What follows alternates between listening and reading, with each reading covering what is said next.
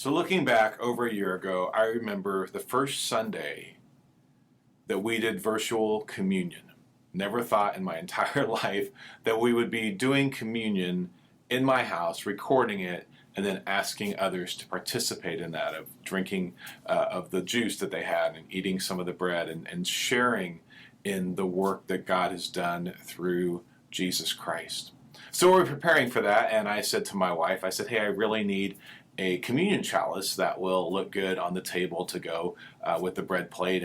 And so she brought out her favorite communion chalice. She had bought it years ago when we lived in Texas, and it really is a beautiful piece of art. And so we filled it up with the grape juice and put the bread on the plate and kind of set the table. And it was a very weird thing to set a communion table in your house and break bread and drink from the cup, knowing that everyone else was doing it in their own home. And it went great. And so I was cleaning up, and I put the communion chalice in the kitchen sink along with the bread plate, and then got distracted but was going to go back and clean up the chalice. And all of a sudden my wife walked into the kitchen, and I heard a clank and a clunk, and I heard her say, "Oh no." And I said, "What happened?" And she had not realized that I had put the chalice in the sink, and she had thrown something into the sink, and it had hit the chalice and it had fallen over. And so today it's a little show and tell. So this is what happened to her favorite communion chalice. And I said to her, I mean, surely we can fix this. It doesn't seem like that big of a chip or that big of a break. And she said, no, it can't be fixed. It's broken. And I said, well, you're a potter. Like, you know how to fix these things. And she says, once it's gone through that second fire, there's no way it can be restored. And I'm like, that doesn't seem right. I mean, here we are. We're doing communion. We're doing the Lord's work, and I mistakenly don't clean something up, and it's all accidental. There's nothing that was, anyway, it's all. I'm like, God, this doesn't seem right. It's like, why can't we restore it? Why can't we get it back to what it used to look like? Why does it have to be broken? And what I wanted to do was try and redeem the moment. To take that which was broken and fix it. To restore it. And I have to admit that's kind of who I am as a person. When people tell me about kind of tragic movies or sad movies and that they don't end well, I'm like, I don't really want to see that. Like, I feel like I have enough sadness and sorrow around me on a regular basis that I want something that's redemptive. I want a story that ends well. I want a story of that which is broken being put back together. And so that's what we want to talk about this morning. We want to talk about the reality that the world is broken.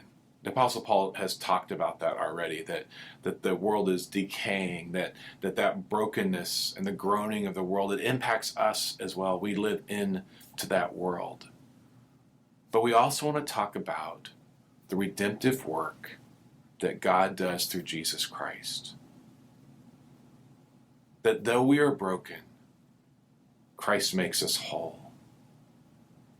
And so in doing that, we want to turn our attention to Romans chapter 8, verses 28 through 30, and listen to what the Apostle Paul says as we begin to draw to a close on this sermon series on Romans chapter 8. Here's what we read. Paul says, "And we know that in all things God works for the good of those who love him, who have been called according to his purpose. For those God foreknew, he also predestined to be conformed to the image of his Son, that he might be the firstborn among many brothers and sisters. And those he predestined, he also called. And those he called, he also justified. And those he justified, he also glorified." So the assumption, the unspoken assumption, although it's been spoken of going through this text in Romans chapter 8, but the unspoken assumption is this, is that bad things are going to happen. That the world is broken, and eventually the world will break us, just as that communion chalice was broken. Things happen. The world decays our bodies decay. And the assumption that the Apostle Paul makes in this is that bad stuff's going to happen. But he's constantly pushing us to notice redemption, to see the price that Jesus pays in order that we can be restored, in order that we can be redeemed, in order that things can be set right. But the struggle is this, and the struggle is this, is that life's simply not fair. We've talked about this before. We all have our bumps. We all hit our bumps. And Shannon and I, on a fairly regular basis, we marvel at the people that we know for whom life is a literal struggle, and yet they maintain the joy of the Lord. That something deep down inside of them allows them to know that God is with them, reminds them that Jesus has been victorious. And we wonder, we were like, how do they keep their joy? Well, we see this in Romans chapter 8, verse 28, where it says, God works for good. Bad things happen, and bad things are never good things. But the way in which things work in God's economy is that He is working for good. I love that line in The Lord of the Rings where the Hobbit Sam Gamgee says, does this mean that after the shadow is gone and after the darkness is gone, he says, does this mean all the sad things are going to come untrue? Because he's looking to the future. He's looking to the fulfillment of that redemption. And it's the same thing that we have to do as followers of Jesus, to know that one day all the sad things are going to come untrue because God's promise is that He works for good. But here's the deal, folks. Sometimes you just get tired of crooked paths. And the struggle is this, is that in Ecclesiastes 7, verses 13 and 14, we're given some perspective on this. This is Ecclesiastes 7. It says, consider what God has done. Who can straighten what He has made crooked? When times are good, be happy. But when times are bad, consider this. God has made the one as well as the other. Therefore, no one can discover anything about their future. We've talked about this before. We don't know what the future holds. We don't know what that looks like. We back into the future looking to Jesus, though. And sometimes, you know what? Don't you get tired of crooked paths? And then Ecclesiastes seems to say that God has actually made the path crooked sometimes. That we want that straight path. We want that easy path. And yet sometimes things veer off to the left or the right, or and the place where we want to go we can't quite get to. And the preacher of Ecclesiastes seems to be saying that sometimes God allows for those things to happen. Sometimes it is on those crooked paths that God actually teaches us some new things. Because if you think about that, when do we learn the most? It's often when we've failed. It's often when we've been broken. It's often when we've run into the brick wall, so to speak. That when we come to the end of ourselves, God says, now let me teach you. And that's really, I think, what the Ecclesiastes 7 is saying. He's saying, look, whether you're having adversity or whether you're having prosperity, it doesn't matter. You got to trust God, and you have to trust that God is with you in the good and the bad, in the ups and the downs, in the days that are filled with sunshine and in the days that are filled with May gray and June gloom. You have to trust God. But it's hard. It's hard when those paths are crooked, and we tend to grow weary. Psalm 63 describes a scene that happens in the life of David after his own son Absalom has usurped the throne from David. And you may recall Absalom comes to power in some very strange sorts of ways, and David hasn't been paying attention. And then David literally has to flee for his life because Absalom is taking over the throne. And it's during this time when David is out in the desert, when he's crushed by his own son and what his son has done to him, that we read this. This is Psalm 63, verses 1 through 4, but I want to read just verse 1 to start with. He says, "You, God, are my God. Earnestly I seek you. I thirst for you. My whole being longs for you in a dry and parched land where there is no water." Have you ever felt like that?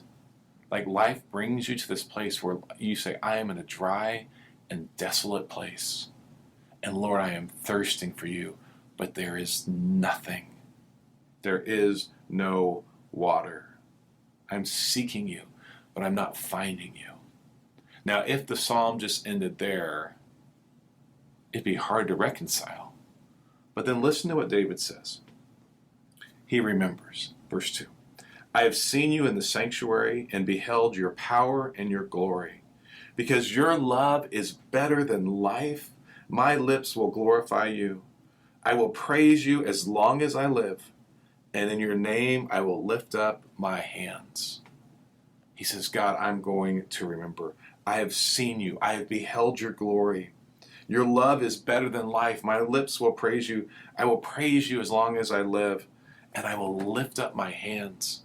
There's something about the lifting of our hands in praise and adoration to God that reminds us of whom we belong to. And David says, look, I know we get weary, and I know we get tired, and he's running for his life. And he says, but I remember the faithfulness of God. And this struggle comes to all of us. David is a man after God's own heart, and yet he still has this terrible stuff happen to him.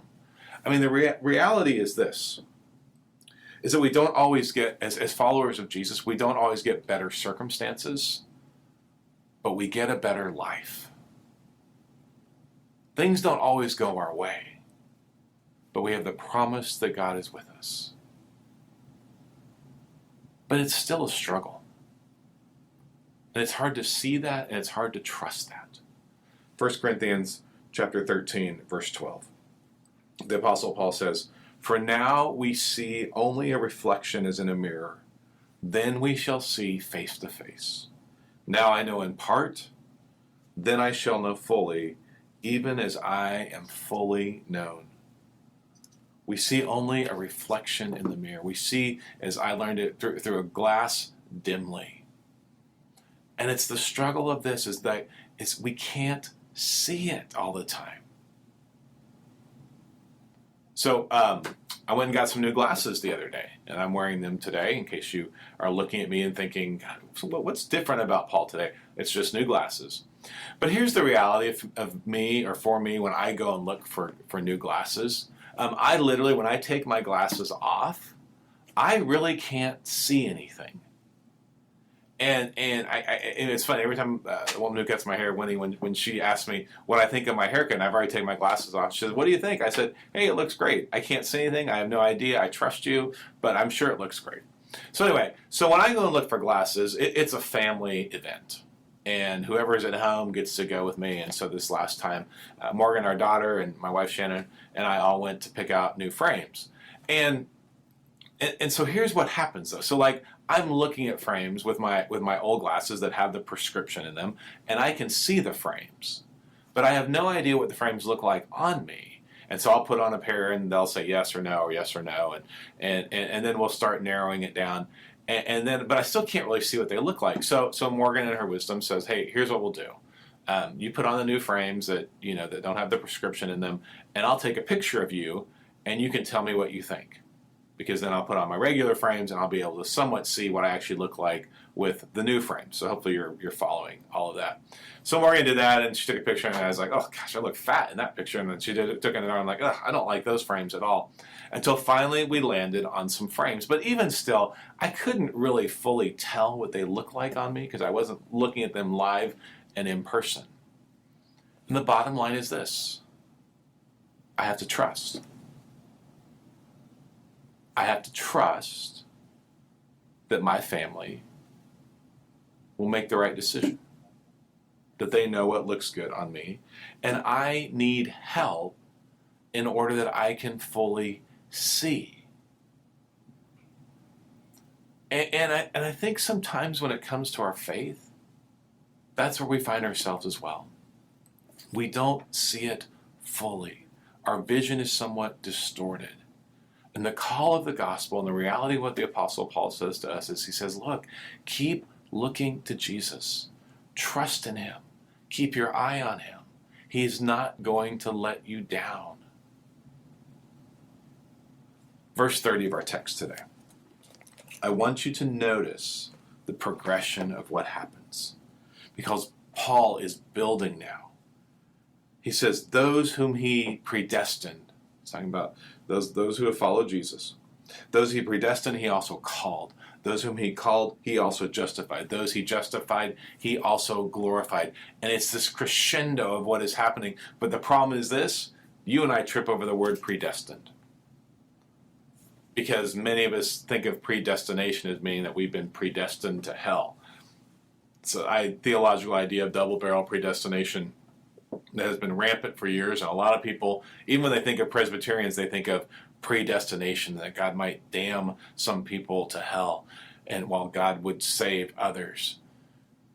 But what the Apostle Paul is getting at is he's not taking it from where all the theological language is taking it. He's saying, God, that because we have been predestined, it's because God has set this point in time, that God has chosen for you. You've been predestined. You have been chosen.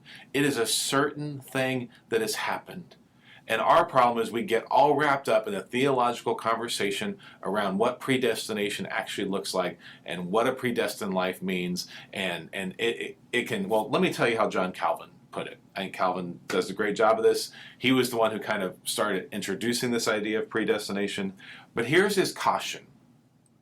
He says, when they inquire into predestination, let them remember that they are penetrating into the recesses of the divine wisdom, where he who rushes forward securely and confidently, instead of satisfying his curiosity, will enter in an inextricable labyrinth. Calvin says, if you keep going with this idea of predestination, you're going to get into a maze and a labyrinth so deep and so far in that you'll never be able to get out. And I think that's a good and cautionary warning. It's also interesting to me that when John Calvin was writing about predestination and his great work, the Theological Institutes that he wrote, which are 2 books about this thick, when he first wrote about predestination, he put it near the front of his Institutes. But over time, he moved the chapter on predestination to after his talking about redemption. Because he said, it is only believers who understand the redeeming work of Jesus Christ that are going to see the effects and understand the effects of predestination. And I think that's brilliant, because I think that what it says to me is he's saying, we really don't see the work of predestination until we get to the end of our life. And then we look back and we can see the providential ways in which the hand of God has been involved in our life, in the good and the bad, in the ups and the downs, in the shadows and in the light. We see the work of God. And to me, that's really helpful. Because what Paul is doing is he doesn't want us to trip over the word predestined. He wants us to see this escalation, that we are predestined, that we are chosen, that we are justified, that we are made right, and then that we are glorified. And what's interesting is Paul is writing to a church of people, a group of people who are living, but he is saying your glorification has already happened. You are living, but he writes it in the past tense. You have been glorified today. And you see, this is our hope. This is what gives us great encouragement. This is what allows us to have our joy, because we have already received God's glorification. So that's why I believe in James chapter 1, verses 2 through 4, we can read what James says in a rather remarkable way, because it truly is a confounding statement. Here's what he says, James 1, verse 2. Consider it pure joy, my brothers and sisters, whenever you face trials of many kinds, because you know that the testing of your faith produces perseverance. And let perseverance finish its work, so that you may be mature and complete, not lacking anything. Keep persevering, he's saying. And he's saying, even in the midst of those trials, God's working for good. That's why we can count it all joy, because our joy is not based in our circumstances. When we talk about the people, when Shannon and I have this conversation on the people who seem to have the joy of the Lord, we realize and we recognize that their joy is not based on their life. Like, their circumstances are not always great. But it is based on the reality of Jesus Christ. And so the encouragement of James is to keep holding on, to keep persevering, to keep clinging to Jesus, to keep holding on to God. And I want to encourage us in that, because we do have to say that God is working all things for good. For those of us who believe him, he is working all things for good. C.S. Lewis has this great quote, and this is from The Great Divorce, and it connects this idea of glory with joy. I think it does anyway. He says, some mortals say of temporal suffering, no future bliss can make up for it, not knowing that heaven once attained will work backwards and turn even that agony into glory. Do you catch that? He says, here's what God's work does. It will work backwards and turn even the agony into glory. This is why James can say, live with joy. This is why the Apostle Paul says, God's working all things for good. This is why J.R.R. Tolkien, when he wrote The Fellowship of the Rings, had those words of Sam Gamgee who said, even the sad things are going to come untrue. Because God in his economy works in a way that we cannot fully fathom. And he turns even the agony into glory. And so let's cling to that. Let me bless you with one more word. And this is from John chapter 17, verse 13. And it's the promise that Jesus gives to his disciples. John chapter 17, you may recall, Jesus prays for himself, prays for his disciples, then prays for the world. But in the middle of that prayer, he prays for the disciples' joy. And so let me read this to you. Jesus says, I am coming to you now, as he speaks to God. But I say these things while I am still in the world, so that they may have the full measure of my joy within them. May my disciples have the full measure of my joy within them. And friends, that's what I want you to have as well.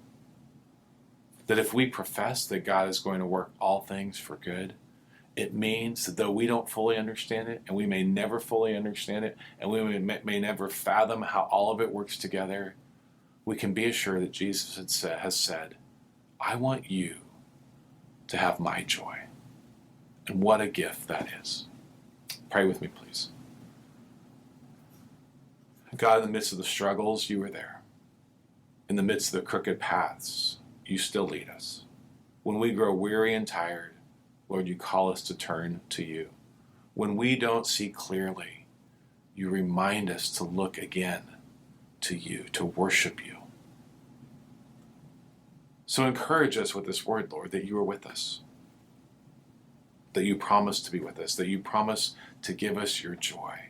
And Lord, may we have a deep-seated joy that is rooted in Jesus, that goes beyond our life's circumstances, a joy that reminds us that we are loved, that we are chosen, that we belong to you.